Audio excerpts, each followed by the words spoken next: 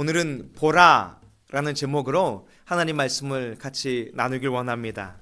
믿음의 식구들이요, 예수님은 주의 제자들과 주님을 따르는 자들에게 계속해서 보라 이렇게 말씀하고 있습니다. 누가복음에 보면 예수께서 12제자를 데리시고 이르시되 보라, 우리가 예루살렘으로 올라간다. 주님은 제자들에게 예루살렘을 보라는 것이 아니라 예루살렘으로 올라가는 예수 그리스도를 보라는 것입니다. 여러분, 예수 그리스도께서 예루살렘에 가는 이유가 무엇일까요?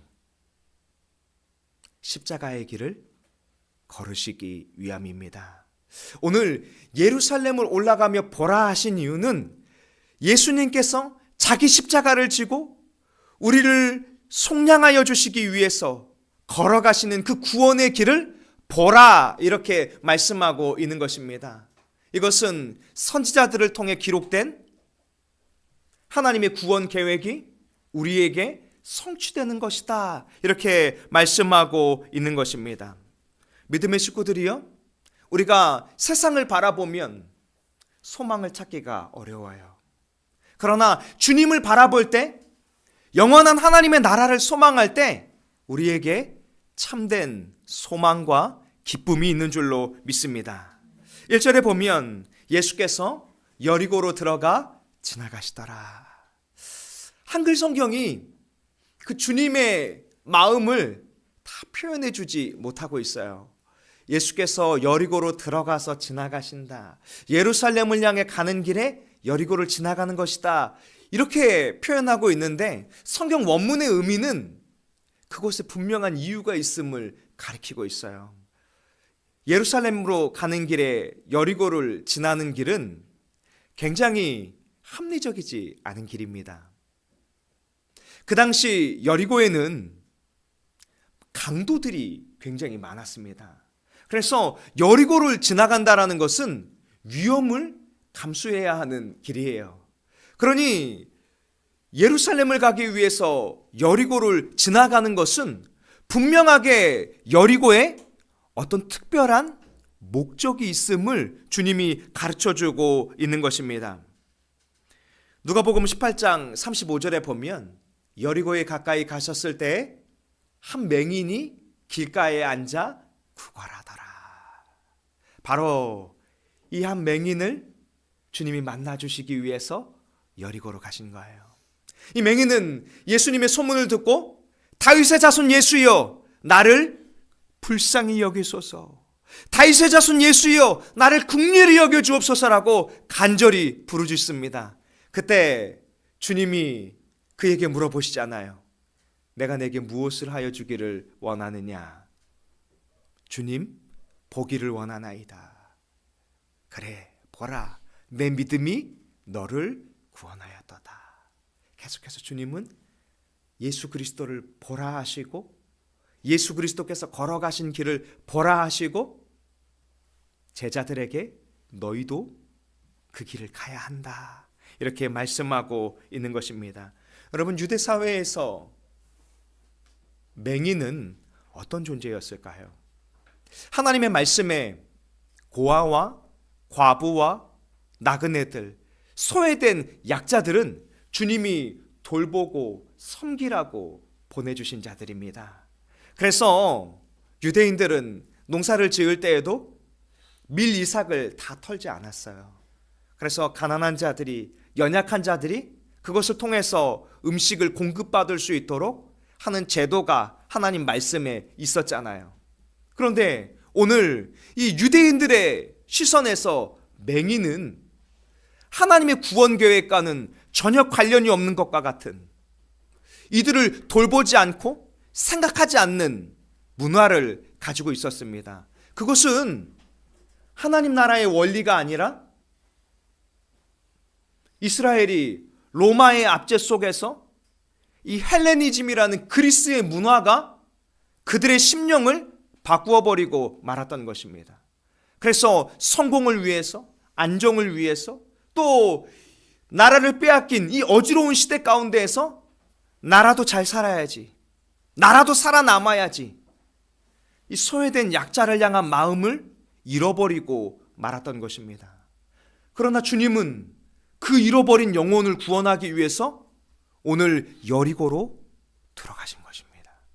그리고 그에게 예수 그리스도를 보게 하시고 예수 그리스도로 말미암아 회복시켜 주신 것입니다.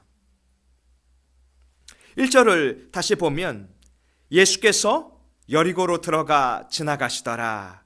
삭개오라 이름하는 자가 있으니, 한글 성경에는 단어 하나가 빠지고 번역이 됐는데요, 2절을 시작할 때 먼저 보라 삭개오라 이름하는 자가 있다, 이것이 성경 원문의 표현입니다. 주님이 누구를 주목하고 계세요? 삭개오. 이 삭개오는 의로운 자, 순결한 자, 순수한 자라는 이름을 가지고 있지만 그 이름대로 살아가지 못했어요. 주님은 그러나 그 잃어버린 한 영혼을 향한 그 마음을 가지고 여리고로 들어와서 삭개오를 주목하게 하고 있는 것입니다. 삭개오는 유대인들에게 세금을 걷는 세리장이었어요. 그는 살아남기 위해서, 자신의 안정을 위해서 사람의 눈치를 보고 로마의 권력을 등에 업고 유대인들을 착취하여 세금을 걷어들이되 더 많이 걷어들여서 일정 부분은 로마에 내고 자신의 재산으로 만들었던 것입니다. 그리고 그가 부자가 되었다라고 2절은 설명하고 있어요. 여러분, 유대인들에게 삭개오는 어떤 사람이었을까요? 죄인이죠. 민족의 반역자이고 죄인입니다. 그런데 예수님에게 삭개오는 어떤 사람이었을까요? 구원해야 할 잃어버린 한 영혼이었죠. 주님은 인자가 온 것은 잃어버린 영혼을 구원하기 위해 왔노라, 이렇게 우리가 같이 말씀을 살펴보았잖아요. 바로 그를 구원하기 위해서 오늘 여리고로 들어오신 것입니다.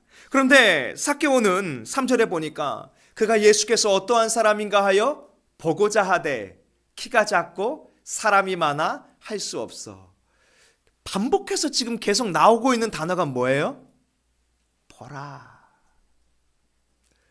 예수께서 잃어버린 영혼을 보고 계시고 죄인이었던 삭개오도 예수 그리스도를 보기를 원하고 있습니다. 여러분, 이 삭개오에게 예수님의 소문이 들려질 때 삭개오에게 복음은 어떤 의미로 와닿았을까요? 세례 요한이 광야에서 죄사함을 얻게 하는 회개의 복음을 선포했잖아요. 그리고 그 회개의 복음을 유대인들과 종교 지도자들과 특별히 세리에게도 복음을 증거하였고 그가 회개에 합당한 열매, 믿음의 삶을 살아가도록 안내해 주었습니다. 그리고 세례 요한의 제자들도 세례 요한을 따라서 예수 그리스도의 주의 길을 준비하며 회개의 복음을 선포하였던 것입니다. 그 가운데 다 헤아릴 수 없지만 삭개오는 예수님의 소문을 듣고 예수님을 만나길 원합니다. 근데 문제가 있어요. 그가 키가 작고 사람이 많아서 할 수 없다는 거예요. 삭개오 자신에게 있는 핸디캡을 가지고 있는 것입니다. 나는 할 수 없을 거야. 나는 안 되나 봐. 나는 예수님을 만나고 싶은데, 예수님을 보고 싶은데 많은 사람들이 나를 죄인으로 여기니까 내가 그 무리들을 해치고 가서 그 무리 사이에 있는 예수님을 어떻게 만날 수 있을 것인가, 그런 고민이 삭개오에게 있었던 것입니다. 우리가 오늘 이 부자이며 세리장인 삭개오 이야기를 바라볼 때 우리는 18장에서 어떤 관리로 표현된 부자 청년을 떠올려야 합니다. 이 부자 청년은 예수님께 와서 선한 선생님이여 어떻게 하여야 영생을 얻으리까? 예수님께 주님, 내가 무엇을 해야만 영생을 얻을 수 있겠습니까? 물었잖아요. 그는 예수님 앞에 고백하기를 내가 어려서부터 하나님의 모든 계명을 다 지키었나이다. 내가 이제 더 이상 무엇을 해야 합니까? 이렇게 예수님께 물어봤잖아요. 그때 예수님께서 이 청년을 향해서 이렇게 말씀하셨지요. 그래, 잘하였다. 내가 가진 것을 가난한 자들에게 나누어 주고 나를 따르라. 주님은 잃어버린 영혼들을 찾아가셔서 나를 따르라 라고 말하지만 주님의 길을 따르는 자들은 많지 않았던 것 같아요. 믿음의 식구들이요, 예수 그리스도의 부르심을 잘 따라가고 있습니까? 주님은 이 부자 청년을 향해서 나를 따르라 했지만 그는 예수님께 등을 보이고 자기의 길로 되돌아갔잖아요. 예수님은 그를 향해서 말씀하기를 부자가 천국에 들어가는 것은 낙타가 바늘귀로 들어가는 것만큼 어려운 일이다. 무엇을 의미할까요? 예수 그리스도를 따라가는 것이 어렵다는 거예요. 그래서 주님은 제자들에게 말씀하시기를 날마다 자기 십자가를 지고 날마다 자기를 부인하는 삶이 믿음의 삶이니라. 세상 사람들은 삭개오의 이전 모습처럼 내가 살아남고 내가 안정되고 내가 잘되기 위해서 달려갑니다. 그렇게 뛰어가는 사람들을 바라보면 나도 어때요? 같이 뛰어가야 할 것 같아요. 저는 어려서 서울에 살았거든요.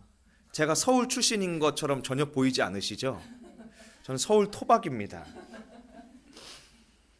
미아동에서 지하철을 타려고 아침 출근 시간에 지하철에 들어가잖아요. 그러면 그 계단에서부터 옆 사람들이 막 뛰어서 달려갑니다. 그럼 덩달아 우리 마음이 어때요? 불안해요. 같이 뛰어야 할 것 같아요. 그리고 막 가면 지하철 문이 딱 열리는데 사람들이 이미 빼곡히 차 있어요. 그럼 사람들이 어떻게 하는지 아세요? 막 밀어 넣습니다. 어떻게 해서든지 막 우겨 들어가야 돼요.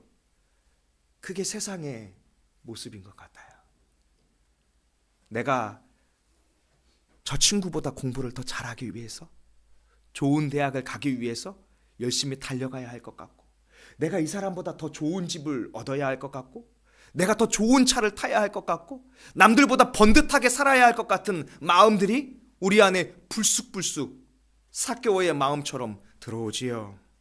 그런데 주님은 말씀하시기를 우리의 재물이 우리를 이끌어가는, 우리가 주인 되는 인생이 아니라 예수님께서 말씀하시기를 나를 따라라.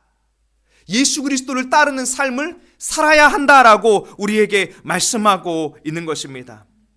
주님은 우리에게 말씀하시기를 이 복음을, 이 예수 그리스도를 어린아이와 같이 받아들이는 자가 천국에 들어갈 것이다.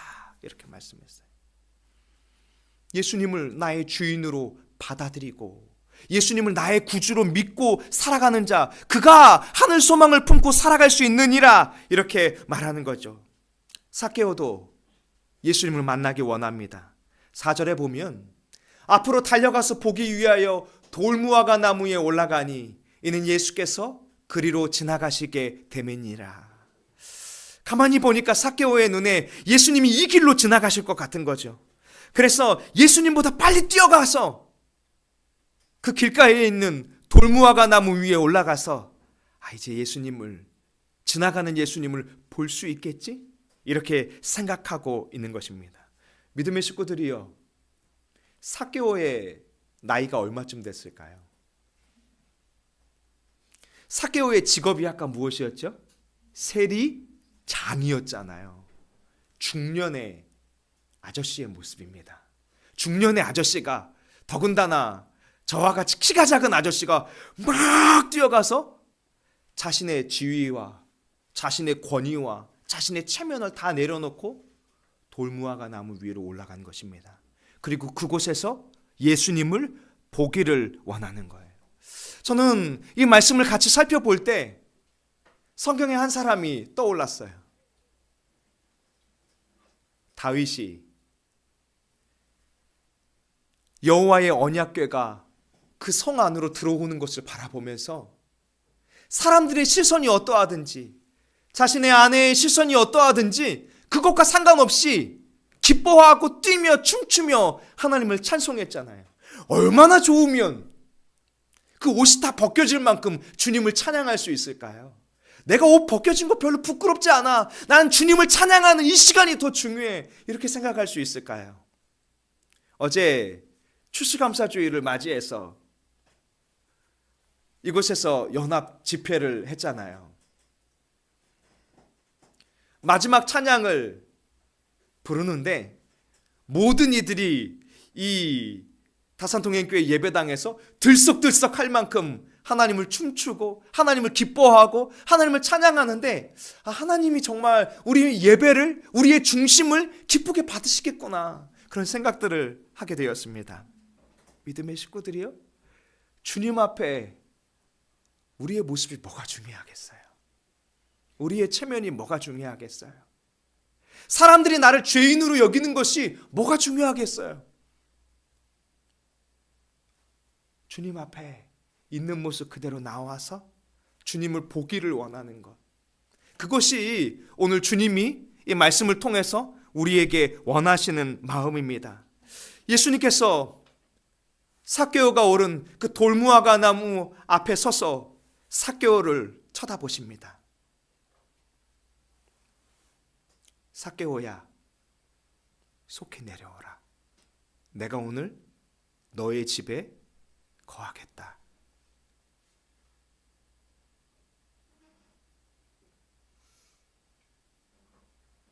예수님은 이미 자신을 기다리는 삭개오를 알고 계셨던 거예요. 그리고 그 나무 위에 있는 삭개오를 만나기 위해서 오늘 예루살렘을 향해 가는 길에 여리고를 들리신 것입니다.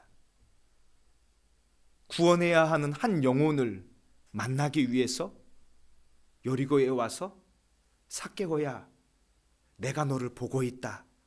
너도 나를 봐야 한다. 그리고 속히 내려와라. 내가 오늘 너의 집에 거하겠다. 이렇게 말씀하고 있는 것입니다. 삭개오가 예수님을 기다린 것이 아니라 예수님이 삭개오를 찾아오신 것입니다. 요한복음은 이렇게 말씀합니다. 나는 선한 목자라. 나는 내 양을 알고 양도 나를 알고 있다. 예수님은 이미 삭개오를 알고 계세요. 예수님은 이미 우리 믿음의 식구들을 다 알고 계신 줄로 믿습니다. 우리가 예수님을 주인으로 알고 있듯이 주님은 선한 목자이셔서 우리를 이미 다 알고 있어요. 그러니 우리가 할 수 있는 것은 무엇일까요? 있는 모습 그대로 예수님 앞에 나아가는 것입니다. 볼지어다 내가 문 밖에 서서 두드리노니 누구든지 내 음성을 듣고 문을 열면 내가 그에게로 들어가 그와 더불어 먹고 그는 나와 더불어 먹으리라. 지금도 날마다 믿음의 식구들의 문을 예수님께서 두드리고 계세요. 너를 지키기 위해서 그 문을 붙들고 전전긍긍하고 있는, 그렇게 살아가서는 아니 된다. 그 문을 열어라. 내 마음의 주인이 예수 그리스도가 된다면 예수 그리스도께서 우리를 푸른 초장과 쉴만한 물가로 인도해 주시는 선한 목자로서 이끌어 주실 것이다. 때로는 우리가 사망의 음침한 골짜기를 다닐지라도 해를 두려워하지 않는 것은 주께서 우리를 돌보시기 때문인 줄로 믿습니다. 주의 날개 아래서 우리를 보호해 주실 거예요. 우리가 우리를 지키려고 할 필요가 없어요. 오히려 주님은 문을 열어라. 내 주인의 자리에 나와 함께 있자. 네가 나를 주인으로 믿는다면 내가 너의 인생을 이끌어가 주실 것이다. 믿음의 식구들이여, 주님이 선한 목자 되심을 믿으십니까? 우리는 하나님이 하시는 일이 선하다라고 생각할 수 있지만 하나님 그분 자체가 선하신 분이에요. 우리가 이 일은 하나님 보시기에 선한 일이고 이 일은 하나님이 하셨어도 불의한 일이라고 생각하는 것은 여전히 우리가 하나님을 주인으로 모시고 있지 않은 것입니다. 때로는 우리가 이해할 수 없는 현실 속에서도 하나님은 선하시기 때문에 하나님이 하시는 모든 것이 선하십니다라고, 그 선하신 주님을 만나기를 원하노라고 고백할 수 있기를 원합니다. 엊그제 금요일날 새벽 기도회를 마치고 집에 가려고 하는데 전화가 왔어요. 어머니가 쓰러지셨다. 빨리 병원으로 와라. 이런 연락을 받았어요. 우리의 인생 가운데에는 우리가 의도치 않고 이해되지 않는 일들을 경험할 때가 참 많이 있죠. 그러나 그때 해도 우리는 하나님, 이 일이 선한 것이 맞습니까? 하나님 나한테 왜 이러십니까?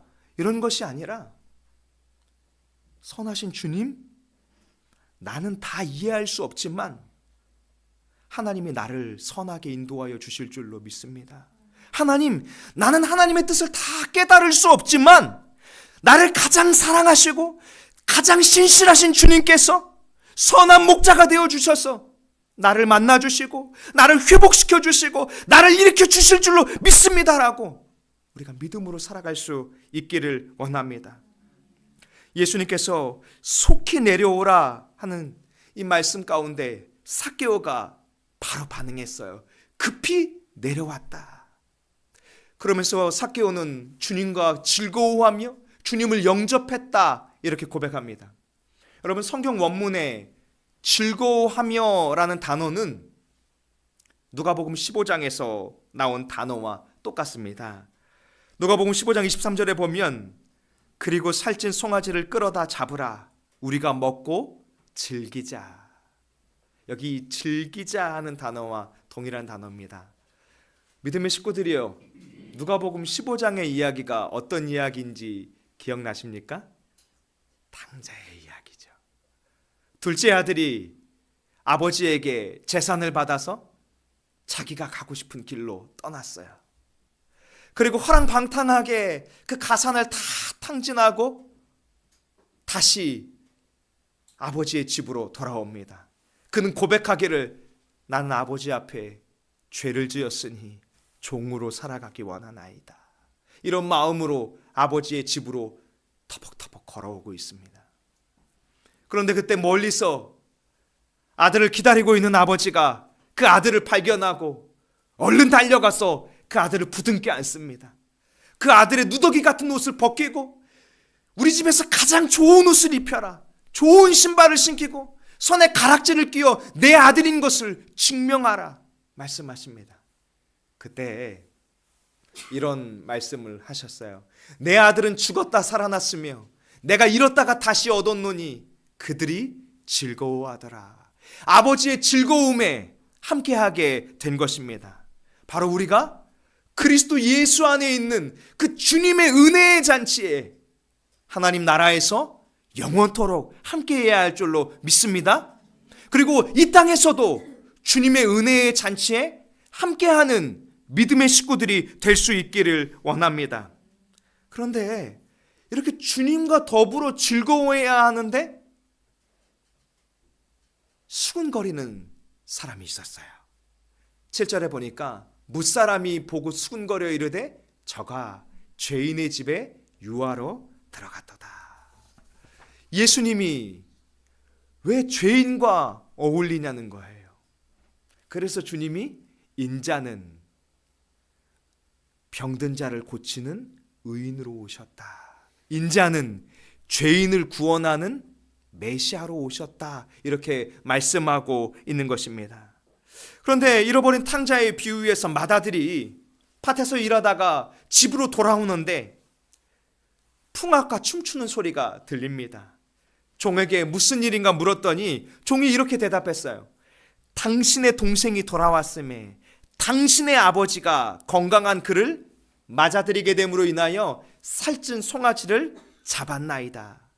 믿음의 식구들이요, 종에게 아버지는 누구로 고백되고 있습니까? 당신이죠. 아버지와 종은 관련이 없는 사람이죠. 그러나 자녀인 아들은 아버지와 당신의 관계가 아니잖아요.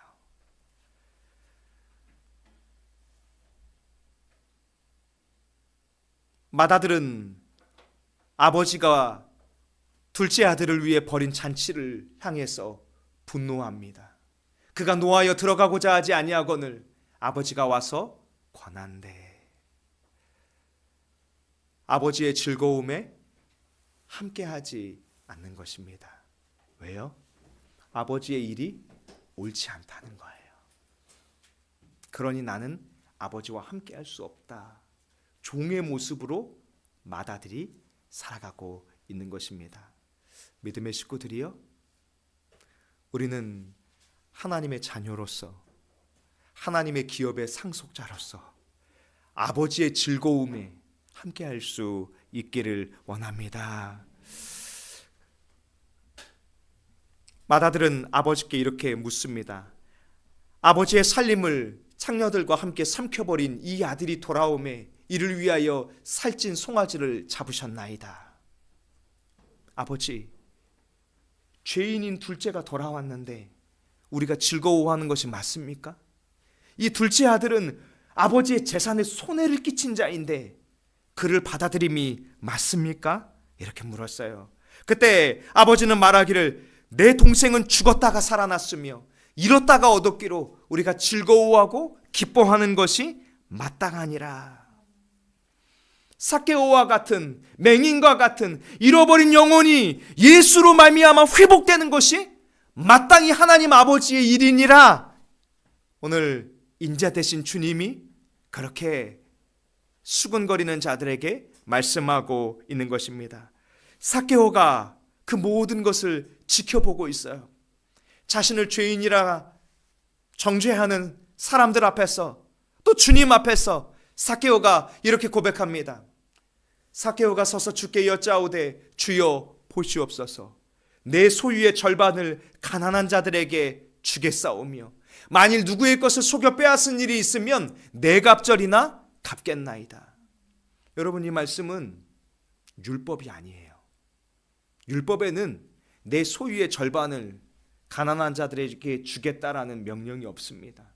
율법에는 다른 사람의 것을 속여 빼앗은 일이 있으면 네 갑절이 아니라 5분의 1, 20%만 더 얹어서 되갚으면 되는 일입니다. 삭개오가 왜 이런 고백을 하고 있을까요?